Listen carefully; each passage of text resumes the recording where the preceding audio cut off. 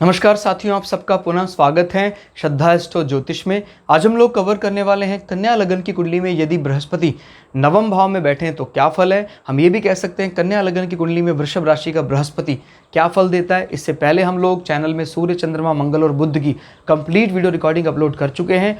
कोई भी व्यक्ति भृगु सरल पद्धति को आधार बनाकर ज्योतिष को सीखना चाहता है, हमारे चैनल को सब्सक्राइब कर सकता है। हम जल्दी ही सूर्य से लेकर राहु केतु तक 9 के 9 ग्रहों का 12 अलग अलग लग्न की अलग अलग राशियों फल को अपलोड करने वाले हैं। इस अपलोडेशन को टाइमली पाने के लिए आप बेल आइकन दबाएं ताकि आपको सारा अपलोडेशन टाइमली मिल सके। मेरा नाम है सनत कुमार वाजपेयी। 15 सालों का अनुभव मुझे साइंस एंड एस्ट्रोलॉजी में। हमारे बारे में और अधिक जानकारी के लिए सिंपली गूगल करें, सनत वाजपेयी लिखें, आपको हमारे बारे में कंप्लीट इन्फॉर्मेशन मिल जाएगी। तो आइए शुरुआत करते हैं आज की क्लास का। लग्न से गिनते हैं एंटी क्लॉकवाइज तो ये पड़ता है नवम भाव, नौवां भाव। फिलहाल यहाँ वृषभ राशि है, बृहस्पति बैठे हैं। तो नवम भाव क्या बताता है दोस्तों? नवम भाव हमारे भाग्य की बात बताता है। नवम भाव से हम हमारे पिता के संबंधों को देखते हैं। नवम भाव हमारे जीवन में हमारा कैसा धर्म को लेकर रुझान है ये बताता है। पूर्व जन्म के अर्जित पुण्यों की बात करता है। नवम भाव सबसे मजबूत लक्ष्मी त्रिकोण माना जाता है। नवम भाव और लंबी रिसर्च, यात्राएं, इस प्रकार की बात करता है। तीर्थ यात्राओं की बात करता है। क्लियर हो गया? नवम भाव हमारे जीवन में जंघा कितनी पुष्ट होगी इस सब की बात करता है। और ये कारकत्व में माना जाता है सूर्य और बृहस्पति। तो बृहस्पति अपने कारकत्व में अपने हाउस में आके बैठा है तो ये एक अच्छी स्थिति बनी हुई है। और बृहस्पति जो 2 केंद्र हाउसेस का मालिक है, लक्ष्मी त्रिकोण में आके बैठ गया है। और अगर इसका मालिक शुक्र इसके साथ संबंध बना ले डायरेक्टली इनडायरेक्टली, जैसे अगर शुक्र यहाँ आके बैठ जाए तो बल्ले बल्ले हो जाएगी, कमाल हो जाएगा। शुक्र ना सिर्फ उच्च के माने जाएंगे, ये परिवर्तन राजयोग में भी इन्वॉल्व हो जाएंगे। तो फिर इस कंडीशन में कुंडली बहुत ज़्यादा बली आ जाएगी। क्लियर? तो ये ध्यान रखिएगा।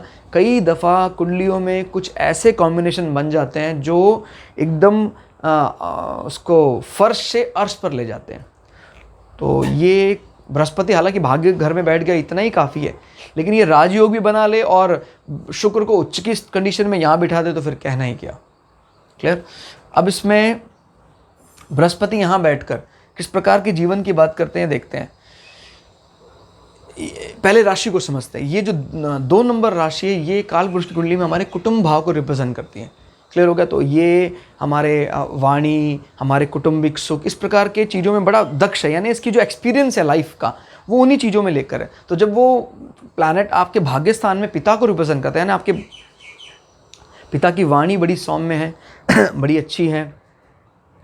अगर शुक्र में कोई दोष आ जाता है, जैसे शुक्र नीच के होके यहाँ आ जाते हैं तो फिर उनकी वाणी में मिठास तो होगी लेकिन वो लोगों को माने उनकी पर्सनालिटी के वो लिए सुटेबल नहीं जान पड़ते। बात याद रखिएगा, वाणी की मिठास सोसाइटी द्वारा हर बार वैसे के वैसे ही एक्सेप्ट नहीं की जाती। आपके दिमाग में ये बात होनी चाहिए कि आपको कहीं लगे कि नहीं हर बार मीठी वाणी से लोग उसको पॉजिटिवली लेंगे, ऐसा ज़रूरी नहीं है। तो बात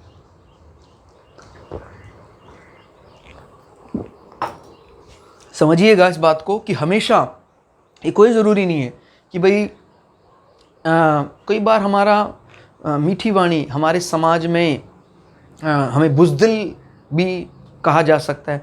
शुक्र के अच्छे होने पर ही उस अच्छी वाणी को प्रभावशाली माना जाएगा।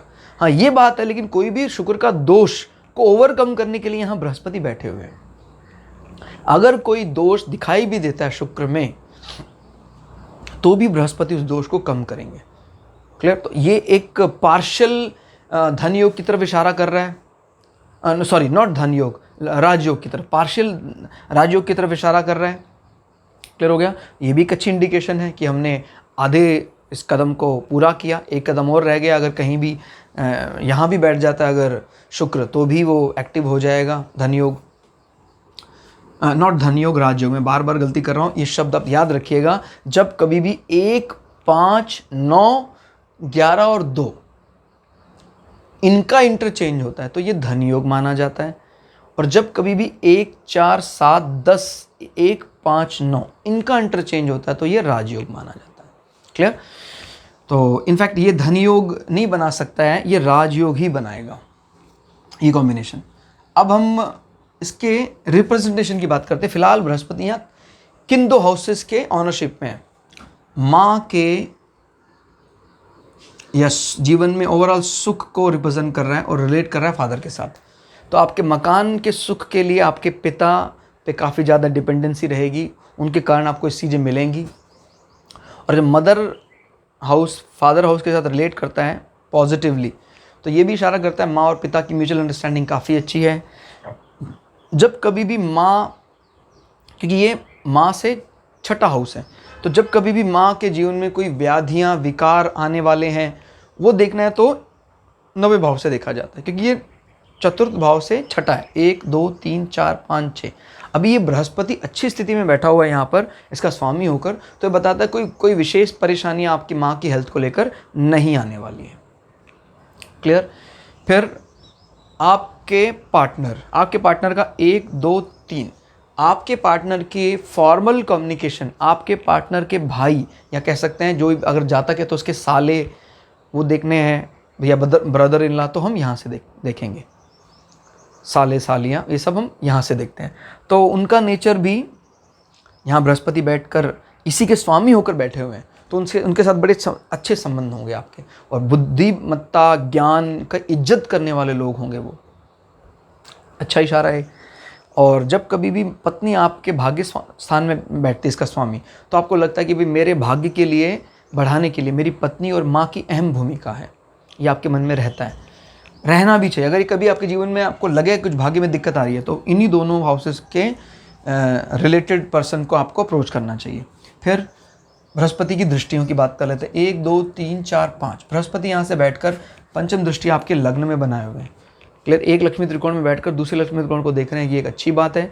यानी बृहस्पति इस भाग्य की खुशी को आपको भी सौंप रहे हैं, तो मन मस्तिष्क बड़ा शांत रहेगा, बड़ी अच्छी नींद आएगी और आपका बौद्धिक स्तर बड़ा अच्छा रहेगा। यानी इसका प्रभाव जब कभी भी यहाँ पहुँचता है, ये एक प्रकार का, क्योंकि लक्ष्मी हाउसेस का संबंध दूसरे लक्ष्मी हाउसेस का, चाहे प्लैनेट की सिटिंग चाहे दृष्टि से बढ़ रहा हो, ये हमेशा भाग्य को या जीवन में लक्ष्मी शब्द को बढ़ाने वाला। याद रखिएगा, लक्ष्मी इट में भी धन लक्ष्मी, सौभाग्य लक्ष्मी, विद्या लक्ष्मी, उसको बढ़ाने वाला होगा। क्लियर। और बृहस्पति की 7वीं दृष्टि आपके पराक्रम को बढ़ाने वाली है। तो यानी आपके पत्नी के जो भाई हैं या आपके पिता हैं, वो भी आपके पराक्रम को बढ़ाने वाले होंगे। जब कभी भी आपके पत्नी के भाइयों के साथ आप जाते होंगे, तो आपका भी मनोबल बढ़ा हुआ रहता होगा, यार हाँ यार सच में इन लोगों के साथ काफ़ी काम आसान हो जाते हैं। क्लियर हो गया। और 7 8 9 वहाँ बैठकर बृहस्पति की ये दृष्टि हालांकि नीच की है, बट मैंने आपको पहले भी बताया था कि नीच की दृष्टि कहाँ नीच की मायने रखता है। ये है भाग्य लक्ष्मी, ये है विद्या लक्ष्मी। ये तो बात तय है कि विद्या लक्ष्मी में इम्प्रूवमेंट होगी, अच्छा, लेकिन हमेशा जो भी आप पढ़ाई के कोर्सेज, यानी आपका इंटरेस्ट बहुत है पढ़ने का, लेकिन जब आप अप्लाई करते हैं वो आपकी एप्लीकेशन रिजेक्ट हो जाती है, दूसरे तीसरे अटैम्प्ट के बाद सेलेक्ट होती है। क्लियर हो गया। तो वो वाली बात रहेगी, बट स्टिल ये बात बड़ी गौर करने वाली है कि आपका इंटरेस्ट है पढ़ाई में। बृहस्पति की नज़र है भाई, आपके कारकत्व है इस भाव। और वैसे भी भाग्य लक्ष्मी विद्या लक्ष्मी के पास स्वयं अप्रोच करके आए तो कहना क्या। तो बृहस्पति का बल सच में इन हाउसेस में बहुत बढ़ जाता है, तीनों हाउसेस को कनेक्ट कर देता है, तीनों लक्ष्मी हाउसेस को कनेक्ट कर देता है बृहस्पति की 1 5 9 दृष्टियाँ। और उतना ही ज़्यादा नेगेटिव इम्पैक्ट इन हाउसेस में राहु या केतु के बैठने का आता है। स्पेशली राहु अगर इन हाउसेस पर प्रभाव डालते हैं तो काफ़ी ज़बरदस्त नेगेटिव प्रभाव भी हो सकता है, और इसको हम पॉजिटिव भी कह सकते हैं। और डिप्लोमेसी भी सिखाता है राहु। वो हम तब सेक्शन शुरू करेंगे जब राहु और केतु को शुरुआत करेंगे। बट अब इतना याद रखना, हम इन प्लैनेट को बुरा है अगर दिमाग में आपने ऐसा कुछ घुसेड़ रखा है तो निकाल दीजिएगा, क्योंकि वो इमेज अगर आपने रखी तो फिर आप कभी भी इन ग्रहों के इम्पैक्ट को नहीं समझ पाएंगे। तो दोस्तों आज की इस क्लास में इतना ही। क्लास कैसी लगी आपको कमेंट करके ज़रूर बताइएगा।